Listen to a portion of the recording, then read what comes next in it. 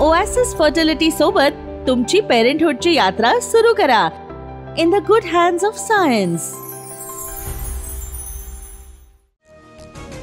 मान्सूनच्या परतीच्या प्रवासाला सुरुवात। रात्रीपासून मुंबईच्या अनेक भागामध्ये पाऊस। हिंदमाता किंग सर्कल सायन परिसरात पाणी साचलं। पाण्यातून मार्ग काढताना वाहन चालकांची कसरत।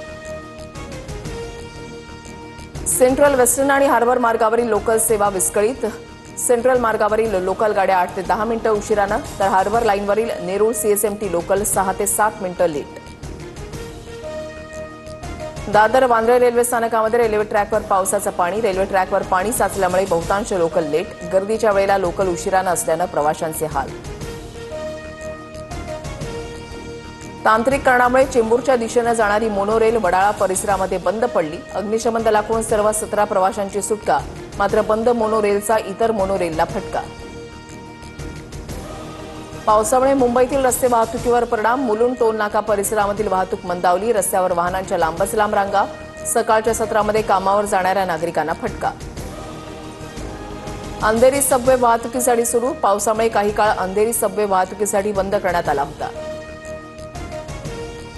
बीड आणि जालना परिसरात 4 दिवसांपासून मुसळधार पाऊस। गोदावरी नदीला पूर। मराठवाड्यामधील शेतीच्या पाण्याचा प्रश्न मिटला।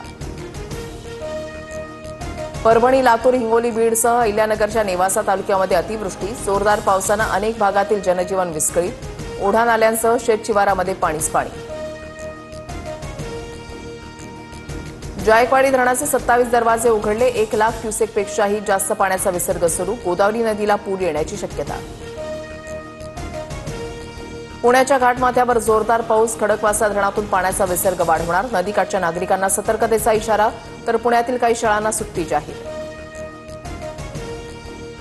शरद पवारांच्या राष्ट्रवादीचा आज नाशिकमध्ये आक्रोश मोर्चा। शेतकऱ्यांच्या विविध प्रश्नांवर पवारांच्या राष्ट्रवादीकडून मोर्चाचं आयोजन। बीडमध्ये आज बंजारा समाजाचा मोर्चा। हैदराबाद गॅझेटच्या आधारावर एसटी प्रवर्गातून आरक्षण मिळावं, बंजारा समाजाची मागणी। हैदराबाद गॅझेट सर्वातील GR बाबतच्या याचिकेवर मुंबई हायकोर्टामध्ये आज सुनावणी। राज्य सरकारच्या भूमिकेकडे लक्ष। एकही बोगस व्यक्ती ओबीसीमध्ये समाविष्ट होणार नाही। कुणबी नोंदी असणाऱ्यांनाच जात प्रमाणपत्र मिळणार। विरोधकांच्या आरोपानंतर मुख्यमंत्री फडणवीसांचा पुनरुच्चार। महाराष्ट्रामध्ये सामाजिक ऐक्याची वीण उसवली जाते। मराठा ओबीसी संघर्षावर शरद पवारांची भूमिका, तर पवारांनी एक्स म्हटलं की वाय समजायचं, फडणवीसांचा टोला। आरक्षणाची मर्यादा वाढवण्यासाठी आमच्यासोबत उभे राहणार का? भाषणामध्ये जितेंद्र आव्हाडांचा खासदार बजरंग सोनवणेंना प्रश्न, तर आव्हाडांनी सोनवणेंकडे पाहून बोलायची गरज नव्हती, शरद पवारांनी कान टोचले। मराठा मुलींबाबतच्या वादग्रस्त विधानानंतर ओबीसी नेते लक्ष्मण हाकेंच्या विरोधात गुन्हा दाखल, तर आंतरजातीय विवाहाच्या योजनेवरूनच भाष्य केलं, चुकीचं बोललो नाही, हाके विधानावर ठाम। महायुतीला गालबोट लागेल असं वक्तव्य करू नका। मनपा निवडणुकीमध्ये युतीच्या फॉर्म्युल्यावर तयारी करा। सगळ्यांनी एकनाथ शिंदे बनून काम करा। शिंदेंच्या आमदार खासदारांच्या बैठकीमध्ये सूचना। माझ्यावर खोटे आरोप झाले म्हणून काँग्रेस सोडून भाजपमध्ये आलो। माजी मुख्यमंत्री अशोक चव्हाणांचं भुया उंचावणारे विधान। आरोप भाजपनं केले होते, त्यावर मात्र चव्हाणांचं मौन। आचार्य देवव्रत आज महाराष्ट्राच्या राज्यपाल पदाचा अतिरिक्त कार्यभार स्वीकारणार। राजभवनामध्ये शपथविधी पार पडणार। आशिया चषकामध्ये भारताकडून पाकिस्तानचा 7 विकेट्सनं धुव्वा। टीम इंडियाकडून भारतीय लष्कराला समर्पित। भारतीय संघ पहलगाम दहशतवादी हल्ल्यातील मृतांच्या कुटुंबाच्या पाठीशी। सामन्यानंतर कर्णधार सूर्यकुमार यादवची प्रतिक्रिया।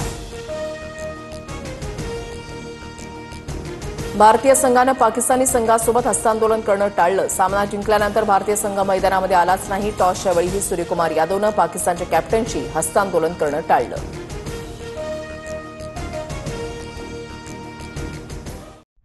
ओएसिस फर्टिलिटी सोबत तुमची पेरेंटहुडची यात्रा सुरू करा in the good hands of science.